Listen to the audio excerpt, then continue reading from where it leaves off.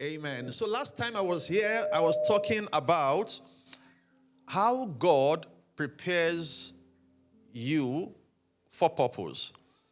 And I started by saying that if you want to chase or pursue purpose in life, you will need to ask yourself 4 questions. Number 1, who am I?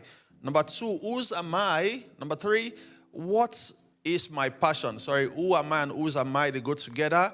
Number 2, what am I passionate about? And then today I'm going to go into the third one, which is how God prepares you for his purpose. But when you put all of these together, you are able to answer all of these questions, God will definitely use you to do wonders in this world. So the topic is how God prepares you for his purpose. Now, I met a guy once when I was working in a factory. This guy had 10 years experience as a classroom teacher. So he had gone to uni, got a teaching degree, taught in class for 10 years. And after that, he decided he didn't want to be a teacher anymore. And so he went back to school to study engineering. And then, as at the time I met him, he had been doing engineering and project management for 5 years. And I met him in a factory, in a paint factory. And one thing I could tell is, even though this guy was not coming from the paint production background, he knew what he was doing. You could tell that he was very, very meticulous in his ways. And that was a shocker to most people there, because many of the guys have been in the factory for like 20 years. So they expected that this is like an outsider coming to tell us what to do. But in terms of processes and management, that guy was something else. And that brings me to what I'm saying today about how God prepares you for his purpose. Now, when you are chasing your purpose in life, or when you are trying to find out your purpose in life, certain things will happen to you, or will likely happen to you before you get to that place. And I'm just going to be talking about the story of Moses in the Bible today, just to illustrate what we are talking about. Moses was born a Hebrew, but his whole life, at least his growing up years, was lived as an Egyptian, and not just an ordinary Egyptian. He had the best education that Egypt could give. He was a class of the nobility. He had access to everything, access to power and leverage, and he could use that to get advantage. Some people in life, they don't have to bother too much about anything. Some of you are just going to school with some people. Some of them, their parents already have jobs waiting for them when they graduate. That's true. While some of you are praying and fasting, oh God, when I get out of university, just help me to get a good job. Some people already have a good job waiting for them. This was the case of Moses. But Moses knew there was something more inside of him. He knew that inside of him, that God was pushing him to something that he couldn't understand. And because he was a Hebrew, he began to notice that his people were being maltreated by the Egyptians. And so one day, Moses decides to go out there into the world and step away from the nobility and see what is happening. So, in Exodus chapter 2, the Bible records, Moses goes out this day into the Egyptian society. Then he sees one of the Egyptian guys maltreating one of his fellow brothers. He looks around, left, right, there's nobody. Okay, this is maybe what I should be doing. And he killed the guy and buried him in the sand. He must have felt some kind of accomplishment. Yes, one step towards purpose. So now I've killed this guy. Maybe I should take it further. Go out there tomorrow again, see what is happening, and then maybe kill the next person, and then maybe I'll kill my way into the palace, drive Pharaoh away, and finally liberate my people. The next day, he went out again into the fields. And this time, he saw 2 Hebrews having an argument. And he steps in and tries to mediate and say, guys, why are you quarreling? Don't you know you are brothers? You shouldn't be fighting. it turned out that these same people that he was trying to protect turned against him and asked him, who told you or who made you to be a lord over us? Are you planning to kill us the way you killed the Egyptian? So immediately Moses heard that. He knew that there was trouble. The secret was out. It was no longer a secret. Coupled with that, Pharaoh was trying to kill him as well because of what he had done. And so he had no option than to run into the wilderness, go into exile, stayed there for 40 years, learning. God humbling him and showing him what it means to chase purpose. Have you ever wondered with yourself? Sometimes you know there's something inside of you that you need to do or you should do, but you don't know how to go about it. What we see here, Moses didn't really have a strategy because killing is not a strategy. How many people are you going to kill by yourself before you liberate the whole army of Israel? And so God took Moses into the wilderness. Now, we didn't hear much from him. He went there, got married to Jethro's daughter, and then he was helping him to, look after his sheep and cattle and all that kind of thing for 40 years. At that point, Moses must have felt, my destiny is ended here, in this place where I'm looking after this sheep and this cattle. Moses must have felt, when I was 40 years old, I had all the energy in the world. I could have done this. I could have done that. Now I can't anymore. Have you ever lived in that kind of thinking? That, you know what? Maybe I should have done this 15 years ago. Maybe I should have done this 10 years ago. And people will not be, helpful. They will come and look at you, analyze you, and tell you, bro, it is finished for you. Don't worry about it. You should have done this 15 years ago. You should have started this project 5 years ago. You should have done this 20 years ago. You should have gone to uni 5 years ago. You should have done this. You should have done that. Moses was in that state until one day God had prepared Moses enough. And then his assignment was ripe. God showed up. Exodus chapter 3. In the story of the burning bush, and begins to speak to Moses. Moses could not understand why God would pick him, who was running away for his life, who had all the energy 40 years ago to do whatever assignment that God wanted him to do, and waited 40 years until now he was an old man who was probably getting closer to his grave before he's calling him for an assignment. What do we learn from this? Many times, your purpose or how God prepares you will be different from what you think. It may be farther away from what you think you are supposed to be doing. Let me say this. Some of you are single, or some of you are, how do they use this word? Women who stay-at-home moms, right? Some of you are stay-at-home moms at the moment, right? And you think there's nothing in there. There's a lot in there. You see all that managing children's tantrums, managing your husband, managing your family, managing rising costs in the shopping. That is a very serious thing to have in your resume. But sometimes it's overlooked. Yes, sometimes it's overlooked. So people come out of maternity leave and they feel that they don't have any experience. No, next time, tell them, counts when you apply for a job. And they say, it seems like you've been on maternity leave for 2 years. Yes, what have you been doing? I've been looking after my children, managing their tantrums, managing my husband, managing rising costs, managing the economy, managing everything. I think I'm qualified for the job. But sometimes, sometimes some of these ways God prepares us is farther away from what we think we should be doing. So you think that maybe you should be a business owner, a CEO, whatever it is, right? And what you are doing right now doesn't look like a CEO job. So you think that thing doesn't count. But most times, God is using what you are learning in secret to prepare you for your assignment.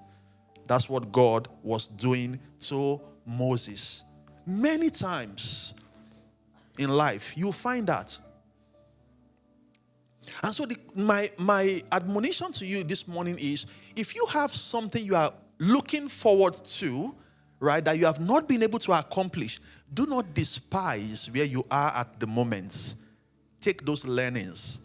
Take them. You'll be so surprised at how much you have learned after 40 years, or after 5 years, or after 1 year in that job. You know, I went to school, got a degree in community services, second degree, and I had my college sent one of our tutors to call me to check on me when I was doing a placement. And then she called me one day and was asking me how I was going. I said, yes, I'm trying my best to understand. But I said, this system, it just looks so broken.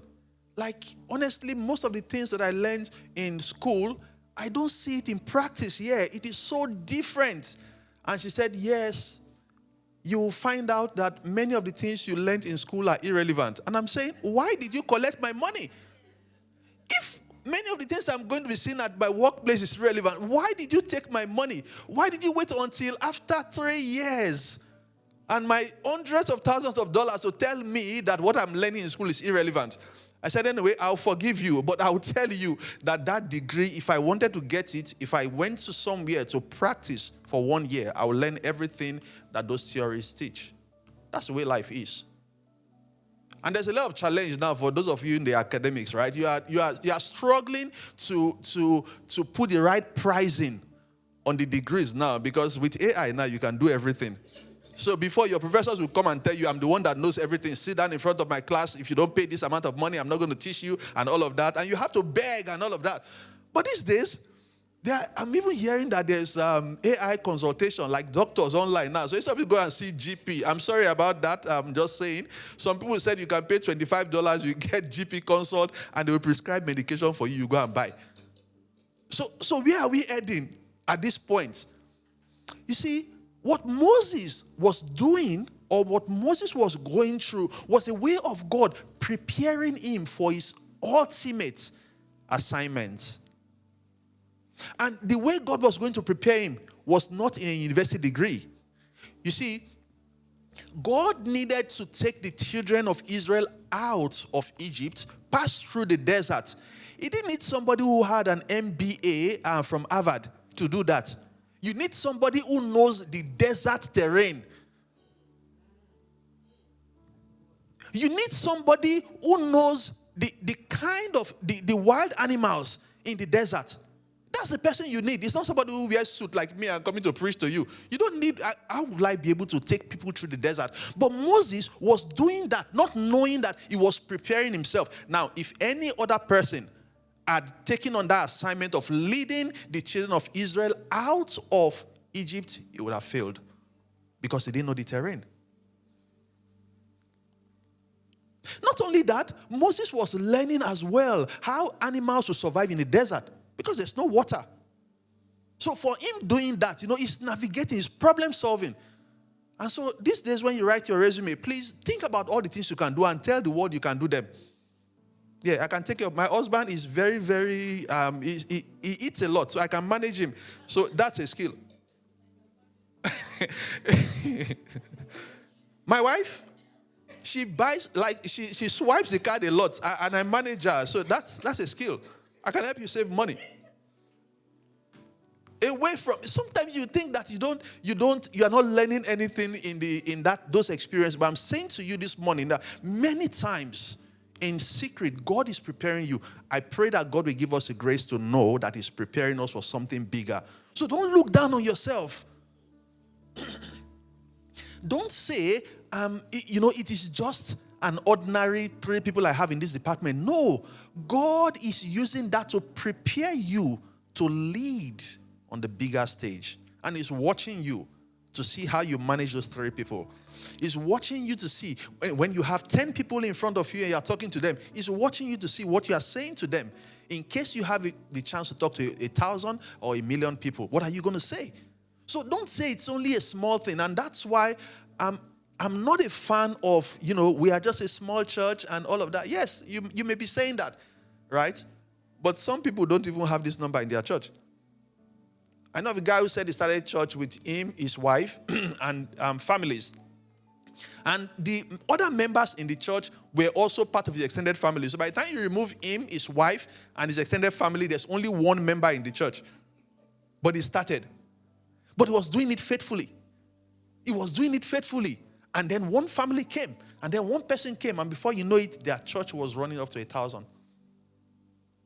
If he had said, it's just a small church. Let's just don't worry about things. We are not going anywhere and all of that. He wouldn't have been able to get there. But God usually prepares you for life in places that you don't expect. And so, when you are going through life, think more about what you are becoming. Who you are becoming than what you are becoming. Who you are becoming in terms of your character, in terms of how you respond to challenges, in terms of how you handle things, rather than what you are becoming. So you want to become a CEO, that's all good. You want to become a founder, that's all good. You want to be an international business person, that's all good. But it means nothing to God if your character has not been dealt with. So Moses, the man who was so passionate, the man who had all the energy and all the leverage, went into oblivion for 40 years. And I could see Moses saying to himself, what's the point? Prepare to meet your God. It's about time. Go into retirement, eat the little you can eat, and die. But God was not done yet. Because everything God teaches you, or everything God makes you go through, is for a purpose. God does not waste any experience. He never wastes any experience. So that you went through an experience and came out, you should be thinking, what is God teaching me through this? So we had this massive public health issue, COVID-19, was it? Yeah, that was some few years back now, and all of that. And while all of us may have experienced that differently, one thing I know is that experience actually helped me to understand life better.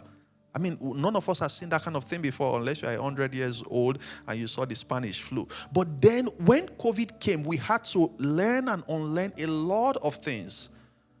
And when I look back now, I said, I just want to thank God that I actually experienced that. Because some of the things that I know today, if not because of COVID, I wouldn't know them. So God is preparing you where you are, as God was preparing Moses. My admonition to you is, please don't count yourself out.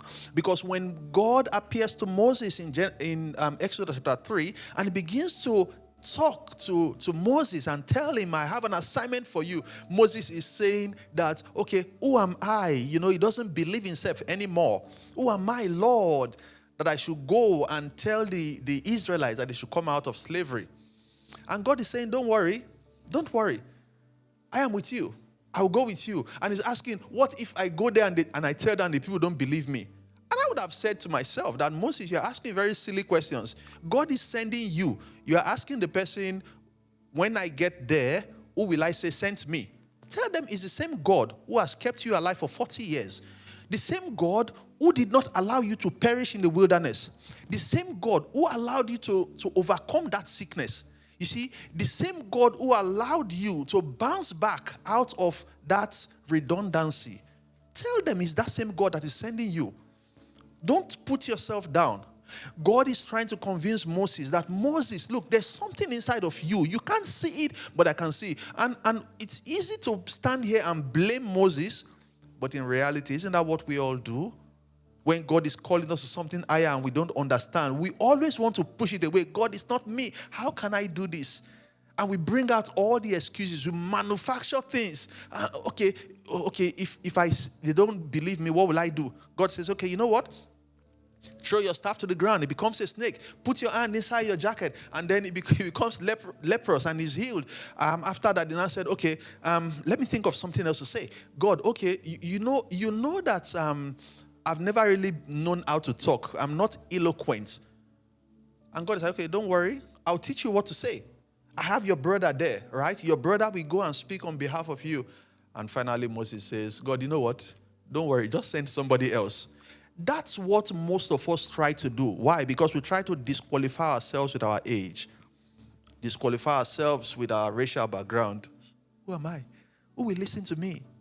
Nobody will listen to me. We try to discourage ourselves with the finances that we have. I don't have money to do this. Or the connections that we don't have. Who do I know? Nobody. But if you put all of the things that God has made you to go through, you will see that you have a lot to offer this world. And that's what I want you to believe this morning, that when God is preparing you for purpose, you should be looking at those lines, those lessons He's teaching you, and taking and writing something and say, God, okay, cool. I was able to do this, I was able to do this, I was able to do this. Okay, which means that in the next phase of my life, I will be able to do this. God prepares us, and He's preparing you. I know He's preparing you for something great. Because God has a plan and a purpose for everybody that He created. But you have to walk with God. You have to be ready to come to Him and say, God, you know what? I want to be able to pursue my purpose that you have ordained for me, not somebody else's purpose. And I'm very big on that purpose issue, because many times what we see is people try to live other people's lives. Don't look on social media. See people who are having nice holidays and think that your marriage is not sweet. Don't look at people wearing fine clothes on Facebook and think that, oh, you know what, I am not worthy enough.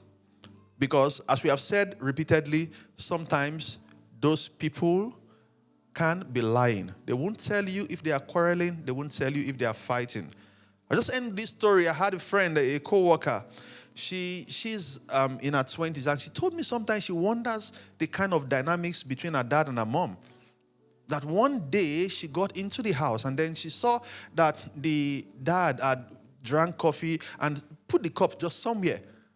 And they just had a very big quarrel about why the cup shouldn't have been kept in the bin.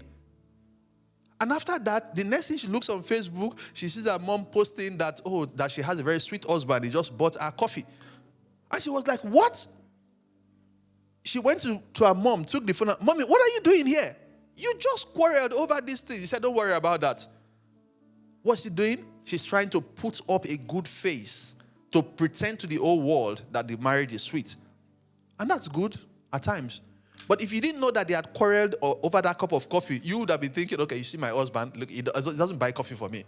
And then you pick up the phone and you call your husband, hey, honey, when you're coming back from work, can you at least buy me something? So that everybody will know that you are a loving man. But I know that we have loving men and loving women. What I'm saying is that we don't look at other people's lives when God is preparing us for our own purpose. Because you and I have something that God has deposited inside of us. And I'm saying don't overlook the learnings wherever you are. Even in the place of obscurity. Even if it looks like it's prison. Even if it looks like you're not maximizing your potential. Keep learning. Keep doing what you have to do. And you will see that God is taking you to somewhere better than that. You see, one thing I've seen with God, He works with people in phases, right? He's always preparing you for the next phase of your life through the experiences. So don't fear experiences. Don't fear the oblivion that you seem to have run into. Don't fear the fact that many people seem to be against you, or people don't like you, or things like that. Don't fear. What you should fear is what God has put inside of you. Because God is going to call you to account and say, my dear, I asked you to be a singer. Why didn't you sing? At that point, you're not going to be able to tell God, it's because I was too old. That's why I couldn't go to music school. God is not going to take that from you. He's going to ask you, I asked you to be a teacher. Why didn't you become a teacher? You won't say it's because I was not able to go to school. Because these days you don't have to go to school to be a teacher. Everybody can be a teacher.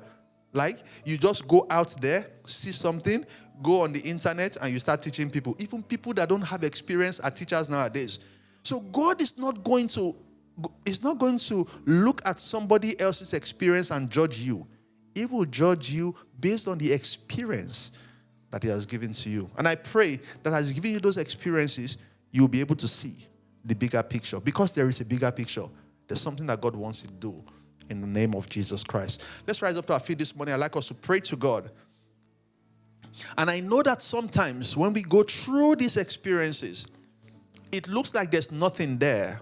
But pray to God and say, God, open my eyes to see. In the smallest of times, Lord, in those obscure moments, help me to see, oh God, help me.